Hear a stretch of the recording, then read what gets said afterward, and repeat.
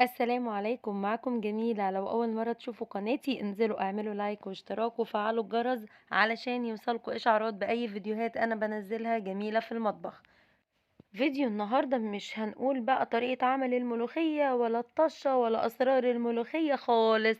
ده احنا هنتكلم على خطوة مهمة جدا بتحتاس فيها ربات البيوت وكل الستات، اللي هي لما بنغسل الملوخية هنجففها، هتاخد وقت عشان تتجفف، ولو احنا مستعجلين وعايزين ننجز بسرعة، جايلنا ضيوف على غفلة، جاية من الشغل كده تعبانة وعايزة تخلصي الأكل بسرعة، هقولكوا أنا عملت ايه. دي بقى الغسالة بتاعتي.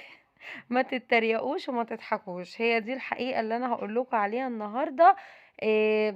دلوقتي أنا باخد وقت في تجفيف الملوخية، وهي أساسًا عمايلها سهلة خالص، كل القصة في التجفيف. فقُلت كده بيني وبين نفسي طب ما تيجي أجرب التجربة دي وأشوف هيحصل إيه فيها، إني أجفف الملوخية في الغسالة.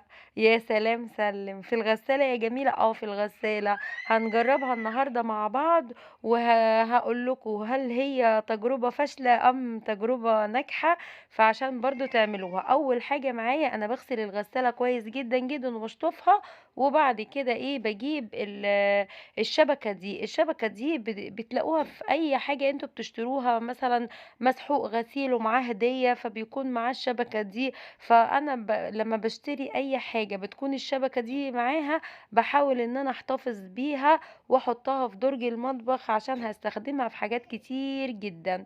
أول حاجة غسلت الملوخية بتاعتي كويس جدًا، جدًا، وبعد كده صفيتها خليتها تتصفى شوية، وبعد كده إيه، جِبت الشبكة دي، حطيت فيها الملوخية زي ما أنتم شايفين وقفلتها كويس، وقُلت خلاص كده إيه، يالّا بقى هنشوف هتصيب ولا تخيب. قُلت خلاص هاغسلها بقى، هي مش هاغسلها لأ، ده أنا هاجففها في المجفف بتاع الغسالة. هاشوف التجربة دي هتبقى عاملة إزاي. وطبعًا زي ما أنتم شايفين كده أنا مقفلاها بالشبكة دي كويس. وبصوا كده في الرخامة هتلاقوا المية عمالة تنزل. يعني ايه؟ يعني طول ما انتي في المصفى يعني وكده، الملوخية بتقعد تنزل في المية بتاعتها وبتاخد وقت عبال ما لسه هتنشف فانا قلت لا والله لا اجففها في الغسالة واللي يحصل يحصل، وهنجرب ونشوف مع بعض. وحطيتها زي ما انتم شايفين في الغسالة. اهم حاجة عندي الغسالة تكون نظيفة. يعني ايه؟ يعني تكون متعقمة كويس، وانا قبليها شطفتها شطفة حلوة بشوية خل صغيرين، عشان اي ميكروب اي حاجة كده. واخدت ايه على مثلا، اديتها الدوران على 5. طبعًا أنا كنت خايفة ومرعوبة جدًا، جدًا إن هي الشبكة تتفك وأقعد ألِم بقى في الملوخية من الغسالة، لكن الحمد لله هتشوفوا مع بعض النتيجة هتبقى عاملة إزاي.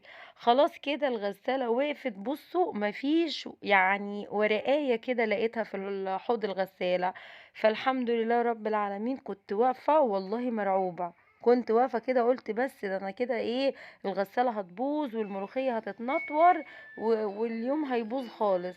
فلقيت بسم الله ما شاء الله فتحت عليها كده لقيت الملوخية يا عيني نايمة في سلام وأمان. زي الفل. بصوا اهي. فانا قلت ايه، ايه ده، مفيش نقطة مية بتخر منها، مفيش خالص، بجد بجد تجربة هايلة جدا، جربوها. وما اخدتش بالظبط يعني يعني مثلا 5 دقايق في المجفف، ما خدتش. دلوقتي انا جبت الصينية بتاعتي وزي ما انتوا شايفين عمالة ادب فيها ان هي تنزل نقطة مية، فالحمد لله ولا نقطة. فكنت سعيدة بالتجربة دي. وكنت بصيت رجعت تاني برضو في الغسالة، قلت ابص بصة تاني ما لقيتش اي حاجة. عشان اتأكد برضو رحت جايبة منديل، زي ما انتوا شايفين المنديل اصلا بيشفط اي مية. جبت المنديل وقعدت اخبط كده واحطه على الملوخية، ولا الهوا بصراحة. اختراع يا كوتش بأمانة. والله بجد انا كنت ايه، كنت الاول باخد فترة طويلة وعبال لما تجف المية تنشف منها وتتصفى، وقت طويل بضيعه. لا ما خدتش الموضوع معايا خالص اي حاجة. في ال5 دقايق اللي هي في المجفف كنت أنا معلقة على الشوربة ومخلصة كل حاجة. وزي ما انتم شايفين دلوقتي أنا عندي بنتي تخصص تخريط ملوخية.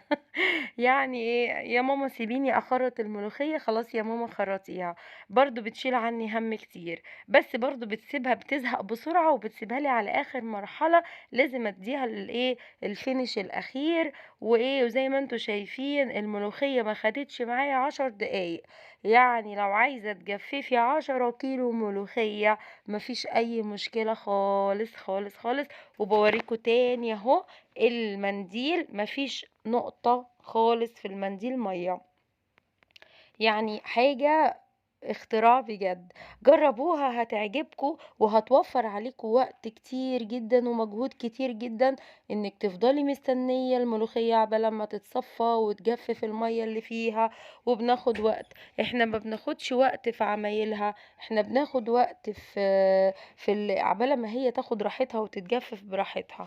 خلاص كده زي ما أنتم شايفين الملوخية والله العظيم ولا حتى نقطة مَيّة. بسم الله ما شاء الله عليها زي الفل. وبكده تقدري تكوني جاهزة في أي وقت عندك الملوخية موجودة في درج التلاجة. أنا باجيبها بتقعد معايا بالأسبوع في درج التلاجة، هقول لكم برضو الطريقة في الفيديو الجاي إن شاء الله. وبكده تقدري تعملي أحلى ملوخية في أي وقت انت تحبيه.